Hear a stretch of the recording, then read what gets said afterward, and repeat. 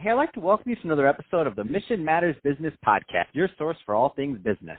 My name is Adam Torres. You can follow me on Instagram at AskAdamTorres to keep up with my book releases, book tour schedule, signings, all that other good stuff. Always love to connect with you there. And as always, if you'd like to apply to become a co-author of one of my upcoming books, just head on over to the website, missionmatters.com, and click on Become an Author to apply. All right, so today I have Bob Bilbruck on the line, and he's CEO over at Captjur. Bob, welcome to the show. Thanks, Adam. Great to be here. Thank you. All right, so excited to get into today's topic. I mean, startups, helping startups from womb to tomb, as you worded. I said, oh, man, this is going to be a good one. But before we get into that, let's talk a little bit more about what you're doing over at Captjur. Tell us a little bit more about the company, please. So Captjur is a strategic management and consulting firm. We do many different things, starting at very early stages with companies all the way through mid-stage companies to late enterprise, Fortune 500 size clients also. And we do a number of things in creating go-to-market strategies for them, partner and channel programs, sales and marketing programs, all the way down to the digital marketing programs. And then even for some of our startups, we will do capital introductions for them and get them tied into potential investors either within the angel community, within the family office community, or even with some of our VC and partners, connections and partners in the VC space. Usually very early on investment around angel or family office investment in these startups. And we're not capital raisers for ourselves. We're more of capital introducers. That's awesome. And so let's change it up a bit because, I mean, you're the guy to talk to about this. So helping startups from womb to tomb. I mean, where do you want to start with that one? Well, what we noticed, the reason why I formulated the Captjur division within B2 Group going on 3 years ago now is we realized many of the startup companies that we were dealing with were undercapitalized. They either had no runway or very little runway, and therefore we started saying, you know what, we have this great network of angel investors, family offices, and also VC groups that we work with in many different regards, and also just stay connected with. And we were like, they're always looking for deal flow, and startups are always looking for capital.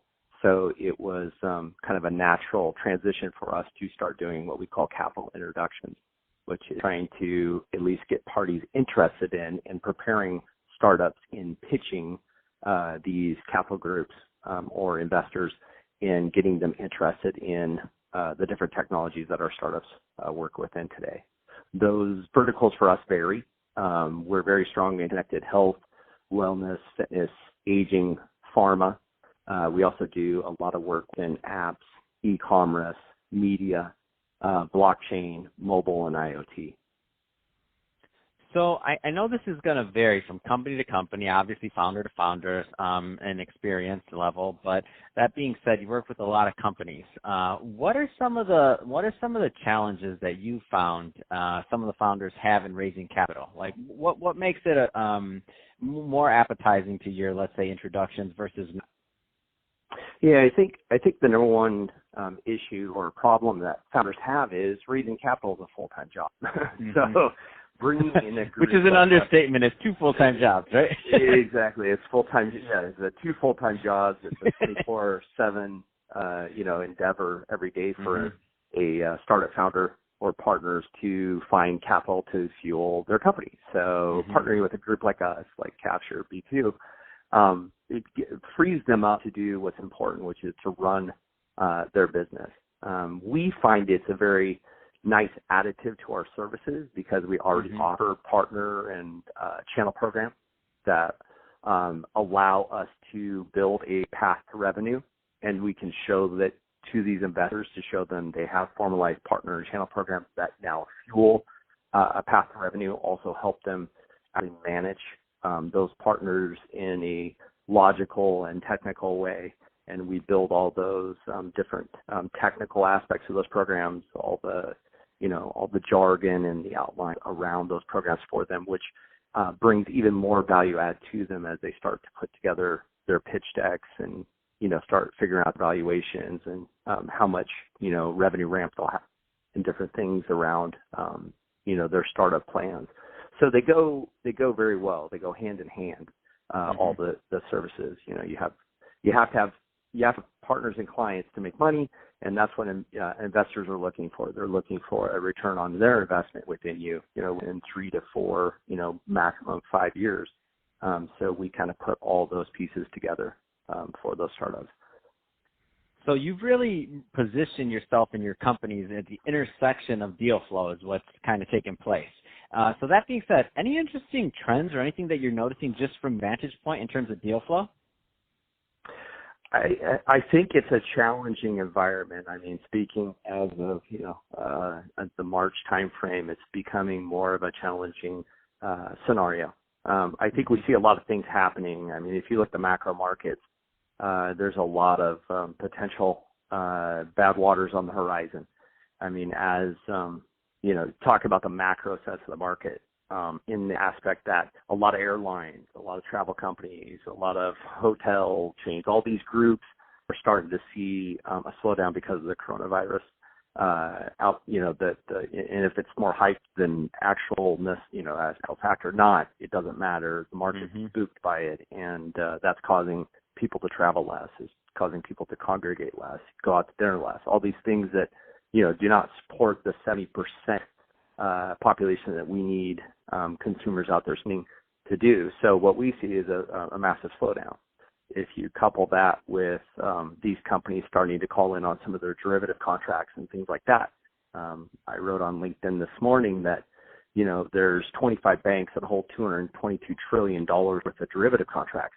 If those start getting called in, we might see a full economic Armageddon in America, because those insurance contracts will be paid out, and since they're kind of deep pool investments, all of this is not fully known where they lie, and most people don't call in derivative contracts. But Procter and Gamble and Delta Airlines and all these groups probably have derivative contracts with different banks, and they need to go to that insurance policy with things like that. So we see money tightening. That had not been the case, you know, the previous 6 months to 1 year. Money was pretty easily flowing, and, you know, it was just the process of going through the measures to find the right timing and different things, and actually outreaching to the right groups that might be in the market for making those kind of investments with a startup, you know, that we might work with.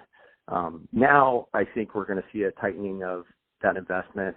I think it's going to be even more important to work with, you know, groups like us, Accenture, Capgemini, you know, Bain, and, you know, some of the bigger boys, to get exposure to the right potential partners, and then to have a strategy and go-to-market strategy, partner programs, sales and marketing programs that work and are tested and proven and true for these clients. And one of the things, you know, the startups are short on is cash, and they're big on ideas, short on cash, and usually short on guidance, because they're not channel experts, they're not partner experts, they're not sales and marketing experts, which you know, it causes a dilemma, not only for finding money, but also for actually running and scaling their business, which is not only important to investors, but also important to their bottom line as a startup.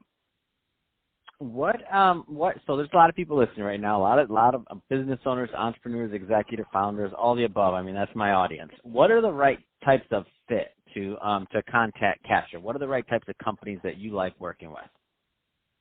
We work with the full paradigm, from startups all the way to what we call Fortune 500 enterprise-sized companies. But anybody that's looking to accelerate revenue, anybody that's potentially looking for structured channel and partner programs, which are some of the most overlooked programs in business today. Most companies that have a structured partner or channel program do very, very well.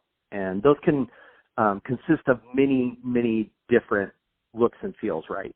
You could have a simple affiliate program, you know, where you go out and you have widget A and you're looking to sell widget A, and you tap into this wonderful influencer affiliate program. You know, that's kind of the simplest sales and marketing tool that we can think of, an affiliate program. And there's, you know, we have platforms that do it. There's other platforms out there that somebody can sign up on and start adding affiliates to sell their products, services, and solutions.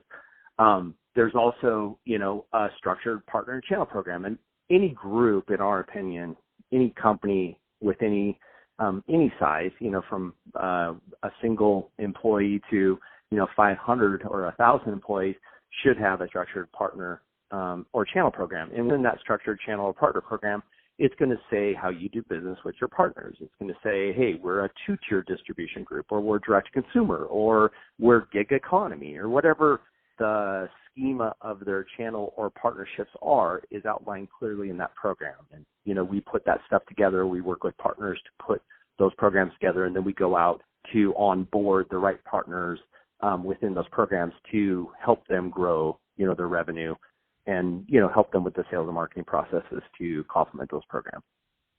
Fantastic. Well, and Bob, what is the best way for someone to reach out to Captjur? You can go to www.captjur, which is CAPTJUR.com, or you can simply send an email to info@Captjur, once again, CAPTJUR.com, and somebody from either our operations team or our sales team will get back to them within the day. Fantastic. Well, hey, Bob, really appreciate you coming on the show today and sharing more about what you're doing to help our entrepreneurs and our founders out there succeed. And to the audience, as always, thank you for tuning in. Hope you got a lot of value out of this. If you did, don't forget to subscribe to the podcast, leave me a review on the Apple iTunes Store, and if you're watching this on our YouTube channel, Mission Matters Business, definitely give us a subscribe there, but also leave us some comments on the video. Love to hear what you thought and also what kind of projects you're working on. And Bob, thanks again for coming on the show.